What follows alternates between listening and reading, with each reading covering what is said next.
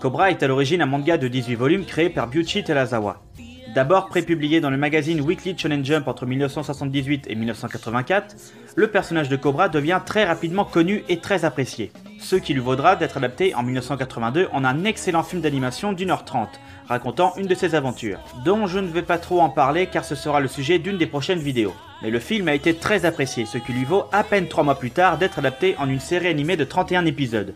Et juste après la fin de la série, il s'est quasi rien passé. Durant les 25 ans après la fin, il n'y a eu que 14 mangas autour de Cobra. Il faudra attendre 2008, soit 27 ans après cette longue traversée du désert pour retrouver Cobra à la télé, avec les 4 premiers OAV Cobra The Animation Psychogun. Un an plus tard, on aura les 2 OAV Cobra Space Pirate Time Drive, et 6 mois plus tard, la série de 13 épisodes Cobra The Animation. On a déjà parlé de la série animation sortie en 2010 dans la précédente vidéo. Maintenant, il est temps de parler du vrai retour de Cobra, 27 ans après la fin de la première série, avec les 4 premiers OAV Psychogun sortis en 2008. On commence l'épisode avec une petite intro qui n'a rien à voir avec les autres épisodes, mais qui pour nous, fans de la série, nous replonge directement dans l'ambiance et l'univers de Cobra. Et pour tous ceux qui ne connaissent pas encore l'univers, cette scène c'est en gros le voici et voici mon histoire. Et je vais pas en parler plus que ça parce que ça n'a pas vraiment d'importance avec l'histoire principale, donc on va passer à la vraie intrigue de Psychogun.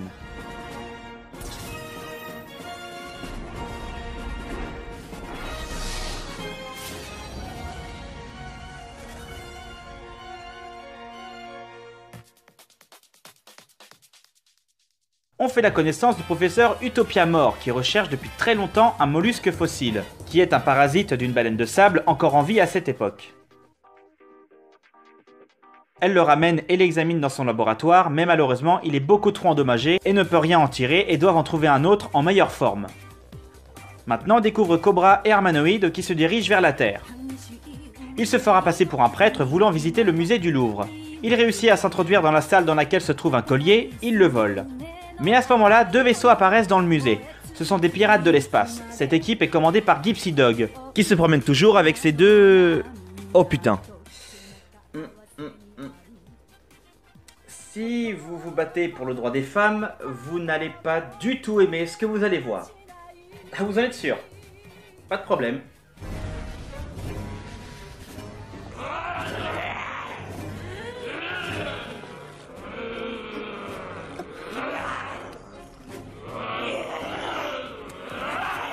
Eh oh, ça va, hein, je vous avais prévenu.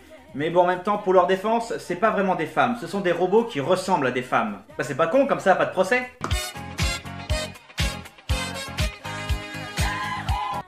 Ça, pour le coup, c'est vraiment l'univers de Cobra. Gypsy, donc, est l'un des leaders des pirates. Il veut s'emparer des travaux concernant le fossile et également emmener la prof.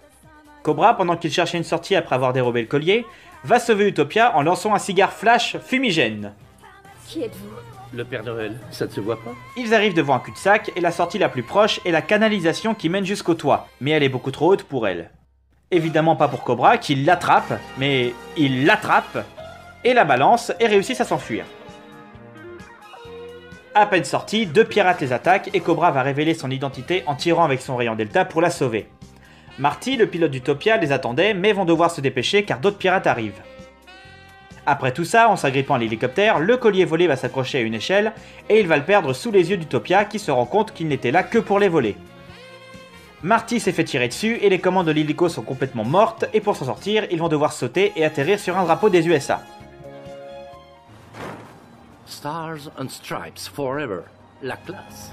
Franchement, cette scène, elle est ridicule. Mais bon, ça c'est rien du tout. Pendant qu'Utopia regardait ailleurs, Cobra s'est enfui. Les 2 vaisseaux pirates ont quitté le musée et partent en vitesse lumière direction leur base. On se retrouve dans la forêt pas loin de la ville et Cobra se demande pourquoi les pirates n'ont pas volé de diamants, pierres précieuses ou plein d'autres choses de grande valeur, alors qu'ils s'étaient directement téléportés dans le musée, sachant que la seule chose qu'ils ont volée c'est un simple mollusque fossile sans valeur. On se dirige vers Mars, là où Utopia et son équipe doivent tenter de trouver un nouveau fossile. Il entre et demande pourquoi c'est si important que ça, à tel point que les pirates en ont volé un. Mais à peine le temps d'en parler, il se parachute pour atterrir à côté d'une immense baleine des sables dans laquelle se trouve un nouveau mollusque, mais cette fois-ci en meilleur état que le précédent. Il tente d'en savoir plus, mais elle refuse car toutes ses recherches sont un secret du gouvernement. Le soir même, toujours dans le désert, nous allons croiser la route d'un visage très familier.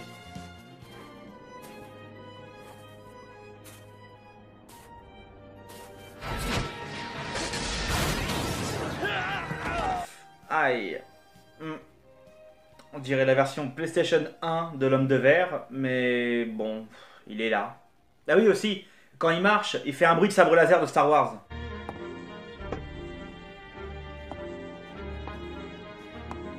Et il n'est pas venu seul. Ensemble, ils vont attaquer le camp de recherche pour enlever Utopia. Grâce à l'aide de Cobra, elle va pouvoir s'enfuir, et plus tard, elle va tout lui révéler. Et il va falloir m'expliquer pourquoi elle lui révèle ça dans cette position.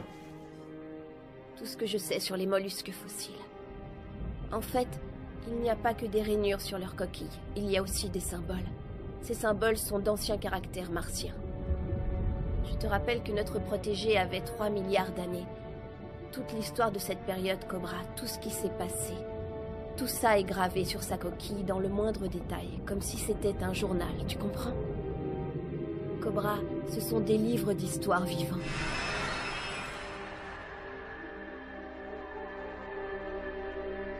Tu te rends compte? Toute l'histoire de l'univers s'y trouve. Y compris la plus ancienne de toutes, le secret de la naissance de l'univers. Le secret de la force qui a créé toutes les galaxies. Le secret d'une énergie incommensurable. Le secret qui pourrait donner le pouvoir d'un dieu. Nani?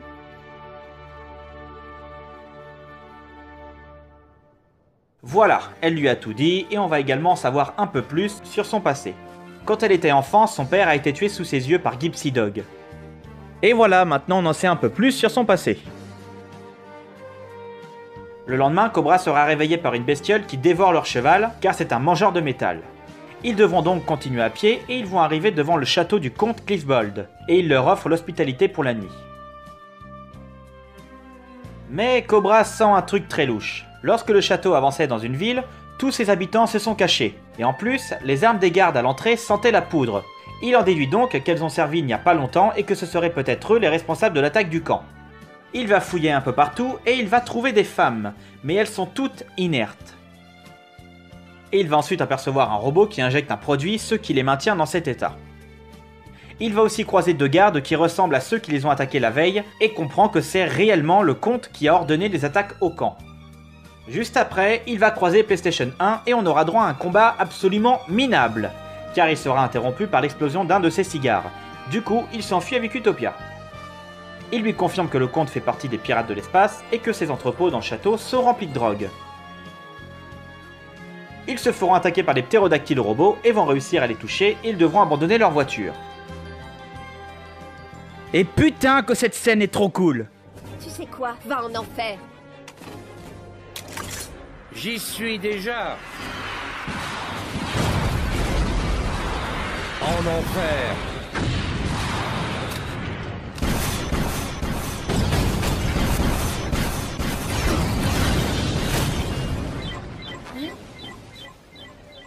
Le radar d'Utopia signale la présence de 2 baleines et grâce à ses chaussures, elle émet des ondes qui les font remonter à la surface et vont pouvoir s'enfuir sur elle.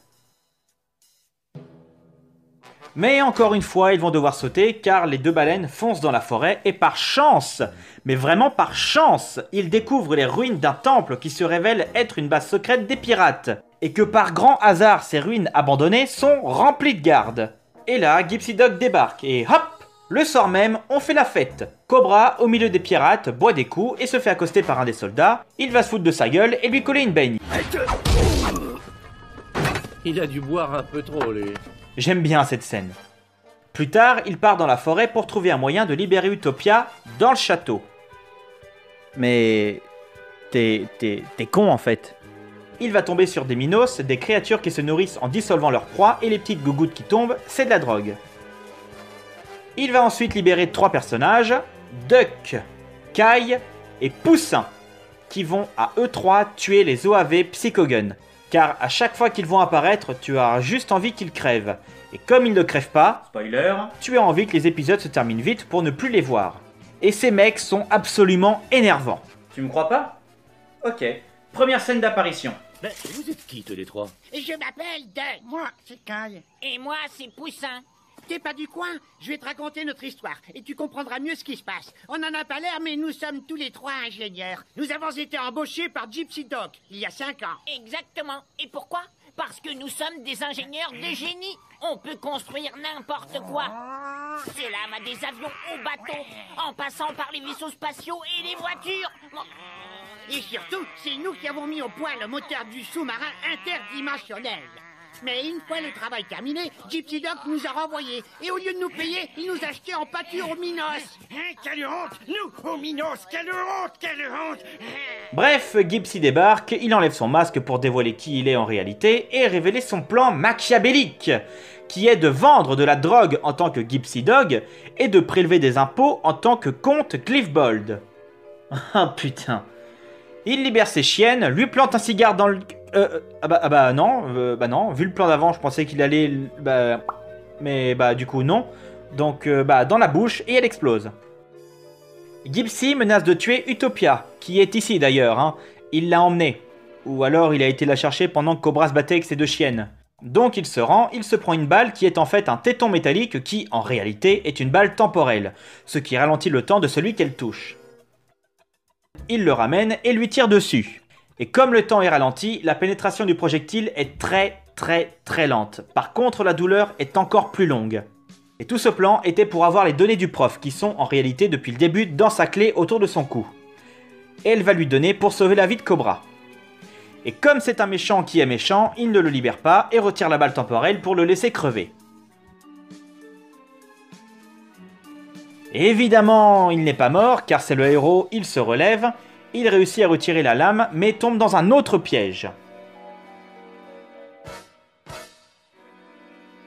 N'ayant plus rien à faire ici, Cobra n'étant plus là et ayant la clé d'Utopia, ils partent tous en hyperespace aux coordonnées enregistrées pour récupérer une sorte de mine qui contient à l'intérieur une galaxie. Une galaxie qu'ils veulent faire naître sur une autre galaxie déjà existante, ce qui la détruirait. Et c'est justement leur plan car ils veulent juste anéantir toute la police intergalactique. On retourne du côté des trois connards. Ah pardon. Canard. J'ai pas fait exprès. Qui veulent aider Cobra mais n'y arrivent pas et là c'est Armanoïde qui débarque dans un putain de plan qui est juste trop cool. Qu'elle va détruire en disant ça. Venez avec moi. Inviter les trois animaux, que je désignerai d'un nom très peu chalant, à bord du vaisseau. Et c'est réellement là que j'en ai eu marre. Car ils vont juste s'approprier le vaisseau, dans le sens où ils vont tout démonter sans rien demander pour modifier sa puissance. Alors, ça peut être gentil, hein, c'est pas le problème. Mais, en fait, je sais que ça peut paraître con de pas aimer ça. Mais rien que d'imaginer des mecs que tu ne connais pas rentrer chez toi pour ranger, démonter, modifier, trier tes affaires, et qu'en plus de ça te donnent des ordres, car ça devient chez eux, vu qu'ils ont tout fait, non! Parce que oui, ils vont donner des ordres à Armanoïde pour piloter à travers les dimensions.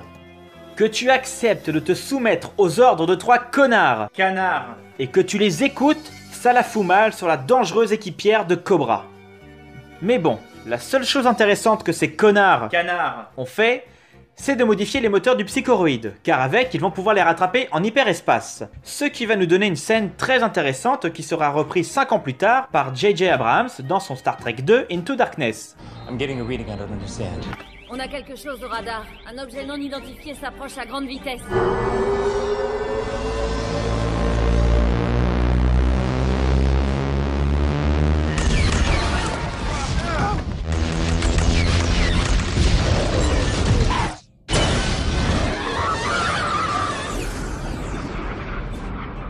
Le vaisseau ennemi se rapproche, préparez-vous à l'intercepter.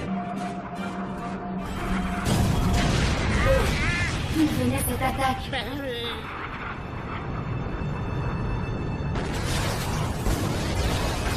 Mais on n'est pas là pour ça.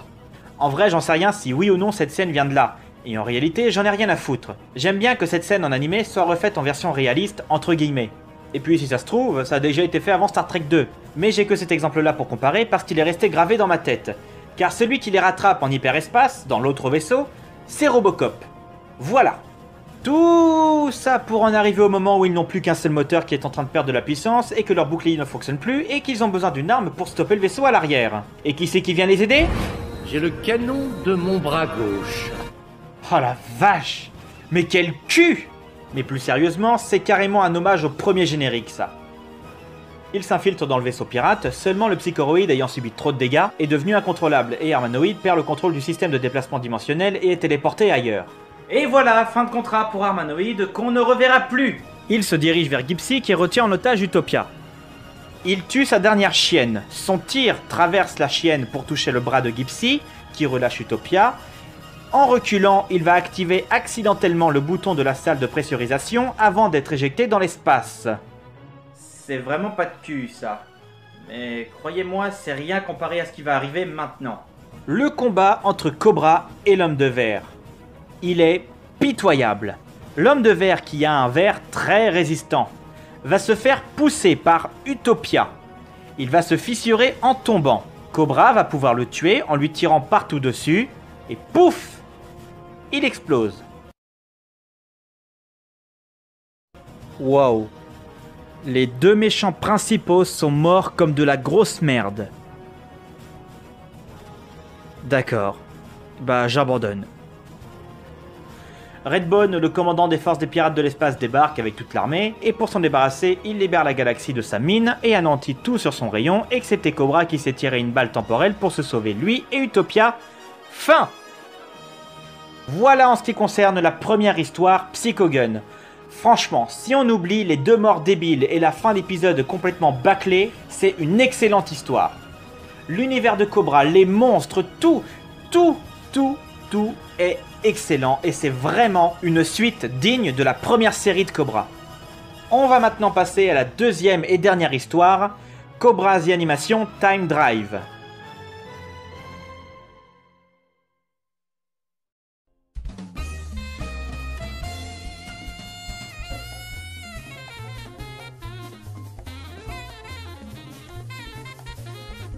Cobra, à bord de son vaisseau, apporte le corps d'Armanoïde qui est en train de mourir de l'intérieur, au Palais du Temps dirigé par Sherazade, la diseuse du temps. Il lui demande son aide en se plongeant dans la source du temps qui sépare tous les instants de son passé en plusieurs bulles. Chaque bulle contient des souvenirs, et ces bulles ont une sorte de code couleur. Par exemple, les souvenirs bleus sont des périodes difficiles, les rouges, la tristesse, et les jaunes sont les moments heureux. Mais ils vont apercevoir un autre souvenir qui est un mélange de chagrin avec une petite teinte d'espoir. Ce souvenir nous montre comment et pourquoi Armanoïde est devenue Armanoïde telle qu'on la connaît. A l'époque, elle s'appelait Emeralda, mais il l'a toujours appelée Lady. Malheureusement, elle a grièvement été blessée lors d'une fusillade. Cobra a fait appel au docteur Magellan, qui est le meilleur docteur de toute la galaxie, seulement il ne peut rien faire pour elle.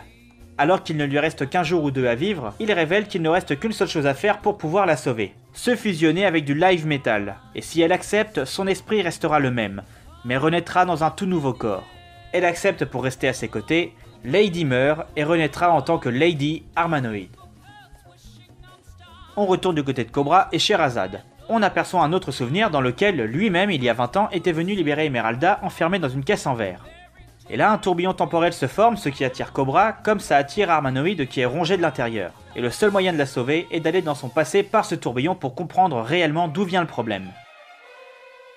Il arrive dans une ruelle et il aperçoit le château de Gelos, l'endroit où était prisonnière Emeralda. On passe ensuite à Paloma, qui se fait enlever pour être offerte au roi Gelos pour célébrer son ascension au trône. Tout ça devant son frère qui avait une dette à régler. Et bah du coup c'est réglé vu qu'il l'emmène. Il réussit à monter à bord du vaisseau, vire les deux ravisseurs et partent en direction du château. Ils font connaissance et Cobra se fait passer pour Joe Gillian. Ce qui sera un clin d'œil à Joe Gillian, le faux nom utilisé par Cobra durant les épisodes du Root Ball. Déjà dit ça quelque part. Une fois arrivé, on aperçoit l'ancien Cobra en compagnie de Layla. Et durant la fête, une des danseuses tente de tuer Gelos, mais sera contrée par son garde personnel, Manido. Cette danseuse se révèle être la princesse Emeralda, dont son père, qui était le duc de Somborn, a été tué, ainsi que le roi pour lui permettre d'accéder au trône. Du coup, Emeralda, avec son armée qui peut se transformer en épée... Oui, c'est à peu près ça. L'attaque. Mais Gelos possède également une armée de soldats pouvant se transformer. Voilà, ils se foutent sur la gueule, les gentils réussissent à le toucher, mais ça ne sert à rien et les butent tous. Il la capture et offre la princesse à Luba, qui fait des expériences sur les humains comme les animaux. Il fusionne ou mélange des corps, comme par exemple cet oiseau théière. Le soir même, Cobra du futur rencontrera Layla et se fait passer pour le grand frère de Cobra du passé. Profitant du fait qu'il n'est pas là, il lui montre un passage secret qui pourrait l'aider à s'échapper et lui donne rendez-vous dans 1 heure à l'extérieur. Sur sa route, le Cobra aux cheveux longs qui est ici pour voler un trésor va croiser des gardes qui vont l'empêcher d'entrer dans la salle. Il va devoir passer ailleurs, mais va croiser d'autres gardes qu'il va réussir à tuer, et là c'est Manido qui débarque et le transperce avec l'une de ses lames. Il lui tire dans le torse, ce qui le vire de sa navette qui lui permet de s'enfuir. Vu que toute l'attention est portée sur Cobra Cheveux Longs, Cobra Cheveux Courts arrive à sauver Esmeralda en frappant Luba, qui va rebondir comme une jolie balle rebondissante pour atterrir dans sa machine qui mélange des corps.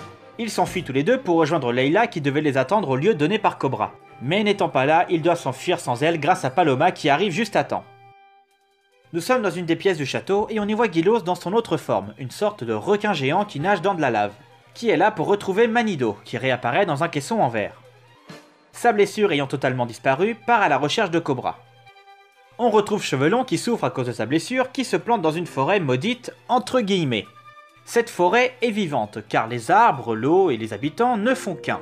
Elle aide les bonnes personnes et tue les mauvaises personnes. Il sera sauvé par des fées clochettes bleues à poils transparentes avec un champignon sur la tête, le jugeant comme étant une bonne personne. Ce qui est complètement faux. Cobra n'est pas une bonne personne. C'est pas un méchant non plus, mais c'est pas un gentil, c'est un pirate de l'espace. Enfin bon, on va dire qu'ils ont lu le scénario qui disait qu'il fallait le sauver. On retrouve Cheveux Courts, Esmeralda et Pamela qui sont revenus chez son frère. Mais à ce moment-là, Layla avec un corps de monstre débarque et les attaque. Malheureusement, il n'a pas d'autre choix que de la tuer. Mais d'autres ennemis débarquent, il tue les clients et le frère, et puis ce sera au tour de Paloma d'y passer. Il bute tout le monde et s'enfuit tous les deux, mais il croise Luba qui joue de la trompette pour donner des ordres à sa créature, mais on s'en fout parce qu'il le tue. D'autres soldats débarquent et demandent à Lady de partir rejoindre Cheveux Longs. On retrouve Manido dans la forêt qui tente une dernière fois de battre Cobra car ce combat sera son dernier. Il meurt et ne reviendra plus jamais cette fois. De son côté, Gilos sait très bien que Cobra est un voleur et qu'il était venu le voler à la base. Il ne s'inquiète donc pas car il sait qu'il reviendra et pourra peut-être le tuer. Et justement, il est revenu. Et il n'est pas revenu pour n'importe quoi, il est revenu pour embrasser une femme, dans une boîte en verre. Et cette femme, c'est Lady. Mais à peine réveillé, Gilos la capture. Et juste au moment où il voulait le tuer, Cobra Futur lui tire dans la tête. Et juste avant de partir, grâce à sa moto, Gilos se réveille et dit ça. C'est inutile. Cette femme ne peut pas s'échapper, Cobra. Quoi que tu fasses, elle reviendra toujours vers moi. Retenez-le bien. Pour ne pas qu'il l'attrape, elle lance son collier qui contient un mini trou noir, ce qui va absorber le château et Gilos à l'intérieur.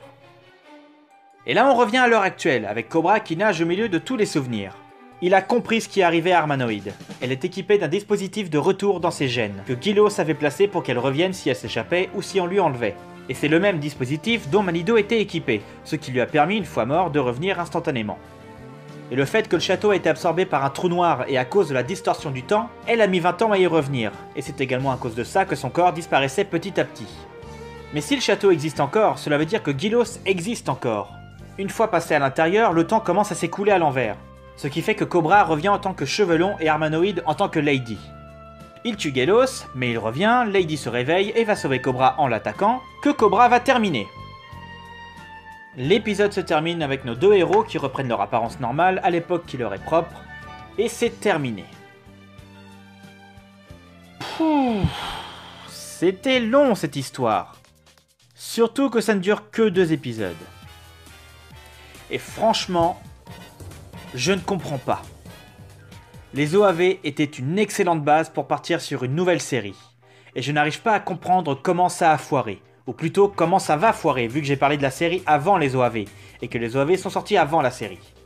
Même si on parle du passé des deux personnages dans une histoire et que l'autre histoire soit avec des pirates de l'espace et l'homme de verre, ok c'est facile. Mais il faut les inventer les histoires. Ou du moins en faire une bonne adaptation. Et c'est réussi avec les OAV, il se passe des choses, on a des vrais monstres, des vrais environnements, des éléments qui font de Cobra un univers tellement créatif. C'était le cas dans la première série et ça continue dans les OAV 27 ans après. Mais ça va foirer dans la série animation. Juste regarde les 20 premières secondes du premier épisode Time Drive. Cobra et Armanoïde ensemble dans l'espace dans leur tout nouveau vaisseau qui sert enfin à quelque chose. Il est plus utile dans Psycho Gun que Time Drive, mais au moins ils sont à bord tous les deux. Ils se dirigent vers un château sur le dos d'un immense oiseau dans l'espace. Juste ça, c'est supérieur à l'intégralité d'animation. Et c'est vraiment dommage d'avoir fait une croix sur tous ces éléments de la série. Et c'est pour ça que de mon point de vue, animation est nulle. Mais bon, si on oublie tout ça, l'histoire et plutôt les histoires en elles-mêmes sont très intéressantes. Ce qui fait des OAV une excellente suite à la série ou un excellent début si vous découvrez Cobra avec les OAV.